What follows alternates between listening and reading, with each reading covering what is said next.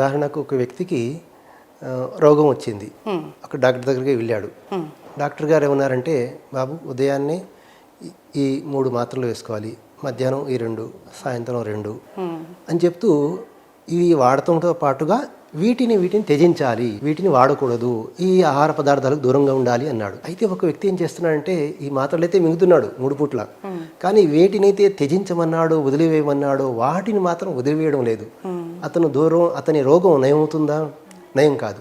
అట్లాగే సర్వసృష్టికర్త అయినటువంటి దైవం ఈ నెల ద్వారా అతనికి ఒక శిక్షణ ఇచ్చాడు, అతనికి ఒక మంచి మార్గం వైపు నడిపించేటువంటి మార్గాన్ని చూపించాడు. ఇలాగుండాలి, ఇలాగుండాలి, ఇలాగుండాలి, ఇవి చెయ్యాలి, దాంతోపాటుగా ఇవి చేయకూడదు అన్నాడు.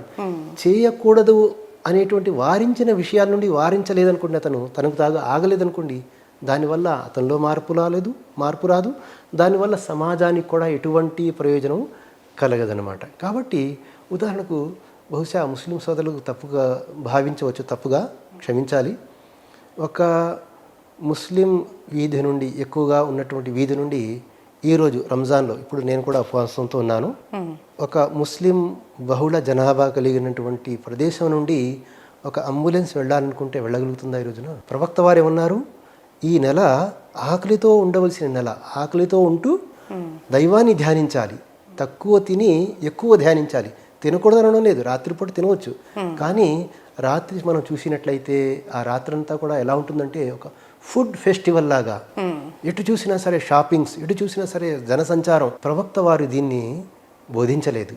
ప్రవక్త వారు ఏమని బోధించారంటే, మీరు సాధ్యమైనంత వరకు దైవ ధ్యానంలో, ఇతరులకు సహాయం చేసే దాంట్లో ఈ రెండింటి యొక్క కలయిక రంజాన్. ఒకవైపు దైవ ధ్యానంతో గడపాలి, రెండో వైపు సమాజంలో ఉన్నటువంటి భేద సాధనను కూడా ఆదుకోవాలి.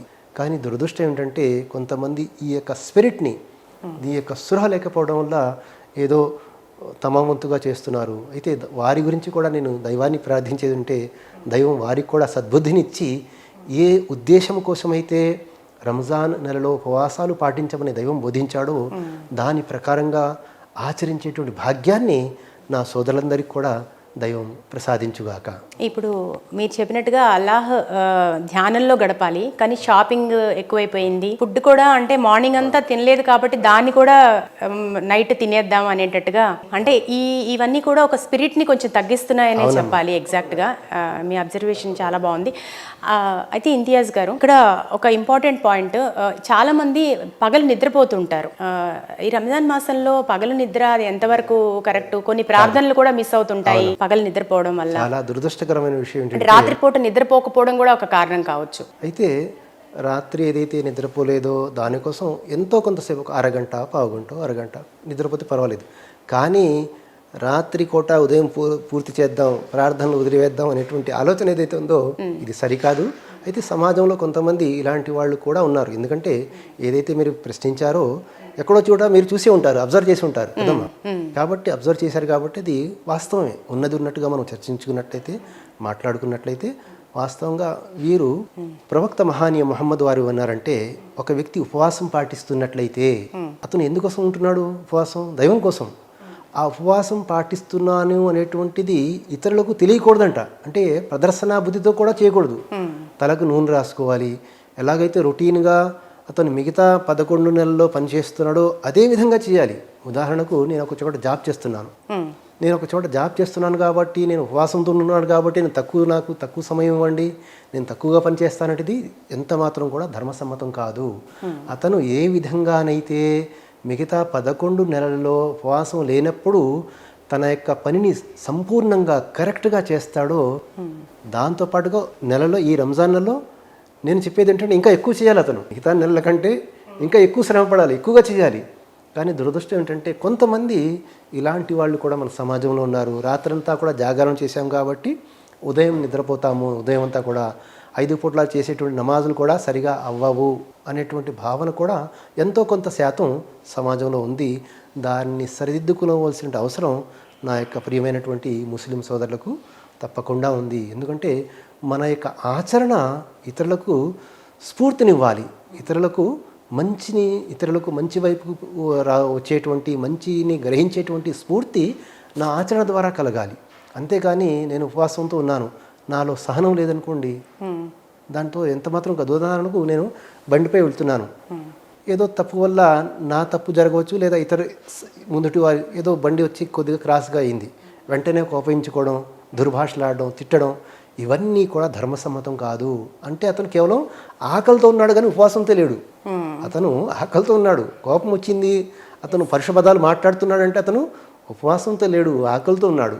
నిజంగానే ఉపవాసంతో ఉన్నట్లయితే అతను క్షమించి వేయాలి. ప్రవక్త వారు ఇదే అన్నారు, నీవు గనక ఉపవాసంతో ఉన్నట్లయితే పరుష పదజాలాన్ని వాడకూడదు, నీ నోటిని అదుపులో పెట్టుకోవాలి. ఉపవాసం అంటే కేవలం కడుపు మార్చుకోవడం కాదు, నీ కళ్ళకు ఉపవాసం, నీ చెవులకు, నీ యొక్క నోటికి, చివరికి నీ హృదయానికి కూడా ఉపవాసం అన్నారు.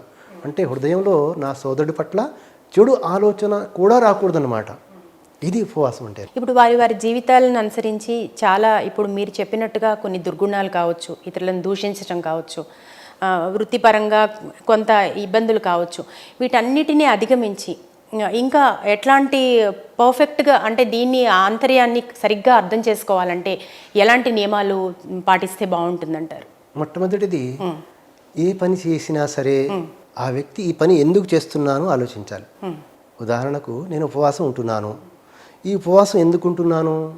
దైవ ప్రసన్నత కోసం ఉంటున్నాను. అయితే నేను చేసేటువంటి పని వల్ల దైవ ప్రసన్నత నేను పొందుతున్నానా లేదా? ఏ విధంగానైతే ఒక వ్యక్తి ఉదయం నుండి సాయంత్రం వరకు కష్టపడతాడు, కష్టపడిన తర్వాత అతనికి ఆ కష్టపడిన వేతనం లభించలేదనుకోండి, అతని కష్టం అంతా వృధా అయిపోతుంది. అట్లాగే నేను ఉపవాసం పాటిస్తున్నాను కానీ నా ఆంతర్యంలో దైవ ప్రసన్నతను పొందాలి. దైవ ప్రసన్నత ఎప్పుడు పొందుతాను? దైవం చెప్పినట్టుగా ఉపవాసం పాటిస్తే దైవ ప్రసన్నత పొందుతాను. అంతేకాని సమాజం అంతా పాటిస్తుంది, నేను కూడా పాటించాలి, నేను కనుక ఉపవాసం ఉండకపోతే అరే వీడు ముస్లిం అయి ఉండి ఉపవాసం ఉండట్లేదు అనేటువంటి భావంతో నేను చేశాను అనుకోండి, ఉపవాసం అయితే ప్రజలైతే నన్ను ఉపవాసుడిగా భావిస్తారు, కానీ అంతర్యాలను తెలిసినటువంటి దైవం మాత్రం, అతని దృష్టిలో మాత్రం నేను ఉపవాసి కాలేను. కాబట్టి ఈ స్పృహతోటి, ఈ స్పందనతోటి, ఈ ఆలోచనతోటి మనిషి కనుక ఉపవాసం పాటిస్తే మీరన్నట్టుగా తప్పకుండా సమాజంలో మార్పు వస్తుంది. సమాజం మారకపోయినా నేను మారుతాను, నాలో మార్పు వస్తుంది.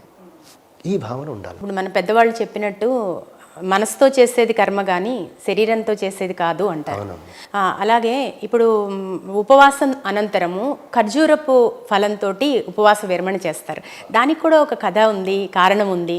ఏంటి ఇంతియాజ్ గారు అది? ప్రవక్త మహానీయ ముహమ్మద్ సల్లల్లాహు అలైహి వసల్లం వారు అరేబియా పట్టణంలో జన్మించారు. అక్కడ అత్యంత సాధారణ భోజనం ఏంటంటే ఖర్జూరం. ఖర్జూరం కంటే ఎక్కువ ఉన్నది అధికమైనమాట.